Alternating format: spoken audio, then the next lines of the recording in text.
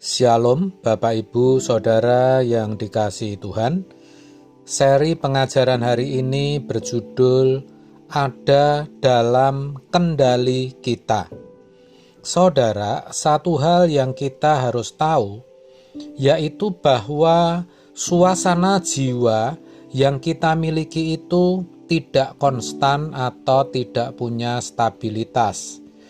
Ketika di gereja, saat menyanyi dengan segenap hati, dengan segenap jiwa, hati kita bisa pecah. Kita bisa menangis sementara berkata, "Aku mencintai Engkau Tuhan." Tetapi, begitu keluar dari gedung gereja, suasana hati kita bisa berubah. Dalam perjalanan hidup, kita tidak lagi menghayati cinta kita kepada Tuhan. Itulah liciknya manusia lama kita. Maka kalau Alkitab berkata, "Kasihilah Tuhan Allahmu dengan segenap hati, jiwa, akal budi," Matius 22 ayat 37, itu artinya kita harus mempersiapkan hati kita dengan serius. Mulai bangun pagi, kita harus menjaga stabilitas cinta kita kepada Tuhan. Kalau tidak, oleh karena kesibukan dan kegiatan rutinitas, kita bisa lupa. Maka benar kalau firman Tuhan dalam 1 Petrus 1 ayat 13 berkata, "Siapkan akal budimu." Itu berarti kita harus serius memperhatikan keberadaan kita di hadapan Tuhan. Caranya, kita harus bisa menembus batas, melihat apa yang tidak terlihat.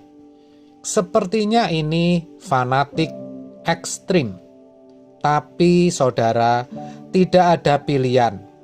Karena apa yang ditawarkan dunia memang indah, nikmat, dan sungguh menggoda.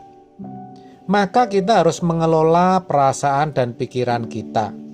Ingat, kita diberi anugerah untuk itu. Tanpa anugerah, tanpa kasih karunia yang diselesaikan Tuhan Yesus Kristus di kayu salib, kita tidak akan bisa mengelola pikiran dan perasaan kita.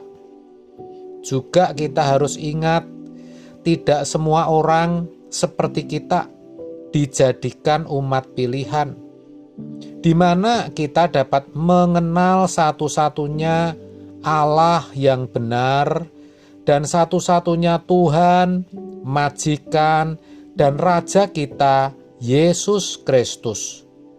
Dengan demikian, kita bisa menghayati cinta kita kepada Tuhan, dan keindahan dunia di mata kita akan menjadi pudar. Ini luar biasa sekali, saudara.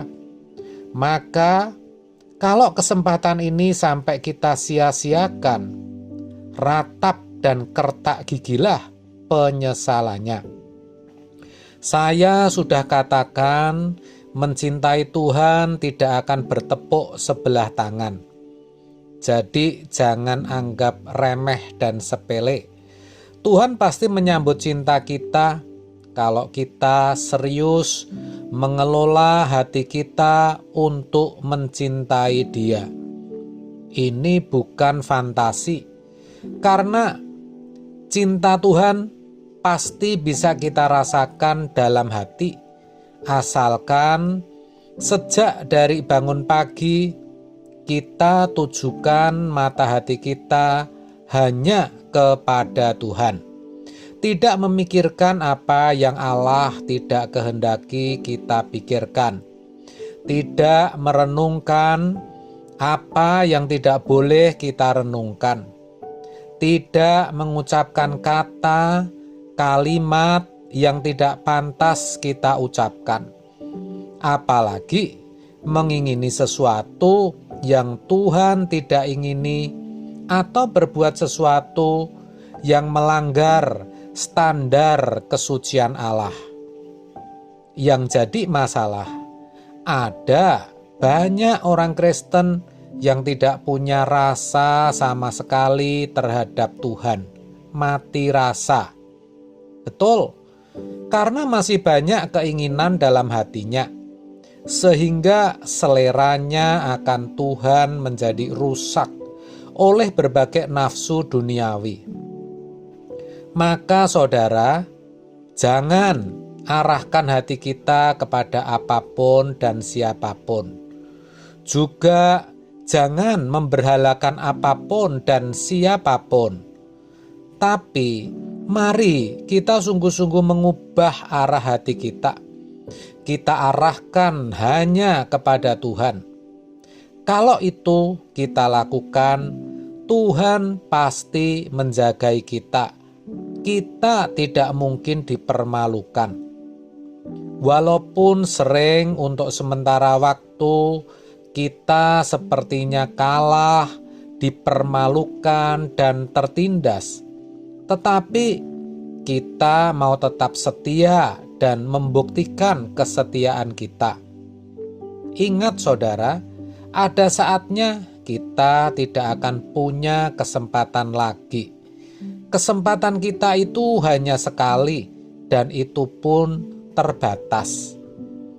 Bagi yang masih muda, mungkin sukar atau belum sanggup. Tetapi kalau kalian mau, Roh Kudus akan tolong. Karena apa? Karena yang Tuhan mau, hati kita bisa sampai memiliki cinta yang abadi dengan Tuhan. Maka saudara, selagi kesempatan masih ada, jangan menunda keputusan untuk mengasihi Tuhan dengan segenap hati, segenap jiwa, segenap akal budi, dan segenap kekuatan kita. Percayalah, kalau nanti kita pulang ke surga, Tuhan akan menyambut karena kita adalah kekasih-kekasih-Nya. Memang kita akui mencintai Tuhan itu tidak bisa instan. Maka semakin bertambahnya pengenalan kita akan Tuhan, kita akan semakin melekat, intim, dan semakin cinta Dia. Kita akan mulai bisa merasakan detak dan cinta Tuhan dalam diri kita, sehingga ada kesaksian dalam batin kita bahwa Allah itu hidup dan nyata. Ironi sekali, banyak orang Kristen bisa saja berkata dengan mudah, yakin bahwa Allah itu ada. Namun, sikap hati dan perbuatannya tidak menunjukkan bahwa mereka percaya bahwa Allah itu ada. Itu berarti sejatinya mereka tidak benar-benar mengalami bahwa Allah itu ada. Buktinya, masih ada rasa takut, khawatir, dan cemas atas hidupnya di bumi. Padahal Allah kan pasti menggenggam kita. Allah lebih kuat dari siapapun dan apapun. Lalu, mengapa takut menghadapi hidup yang sementara ini? Mereka juga takut mati. Bukankah Allah menyediakan surga bagi kita? Jadi, mestinya kita tidak takut mati, tapi harusnya justru senang. Kan begitu? Berkata begini tentu bukan bermaksud ingin cepat mati. Bukan. Karena kita masih mau berbuah bagi pekerjaannya. Saudara, hati dan pikiran kita itu bukan dalam kendali Tuhan, tapi ada dalam kendali kita. Kita yang menguasai dan mengendalikannya. Setiap kita itu diberi kedaulatan untuk itu. Coba renungkan, kalau sampai hati seseorang dalam kekuasaan atau kendali Tuhan, maka jika dia bisa mencintai Tuhan atau sebaliknya membenci Tuhan, berarti Tuhan yang mengatur. Dan kalau Tuhan yang mengatur, Tuhan juga yang harus bertanggung jawab kalau sampai seseorang kelak binasa. Apa benar begitu? Tentu tidak, bukan? Jadi semua tergantung kita dan dalam kekuasaan dan kendali kita. Apakah kita mau mencintai Tuhan atau tidak? Tidak ada yang dapat melarang, setan pun tidak bisa, Tuhan juga tidak bisa memaksa. Sehingga tidak heran jika ada orang bertumbuh dewasa, makin sempurna, makin berkenan. Tetapi ada juga orang yang tidak bertumbuh, tidak makin sempurna. Karena semua tergantung responnya terhadap Tuhan. Apakah dia mencintai Tuhan atau tidak? Amin. Tuhan Yesus memberkati.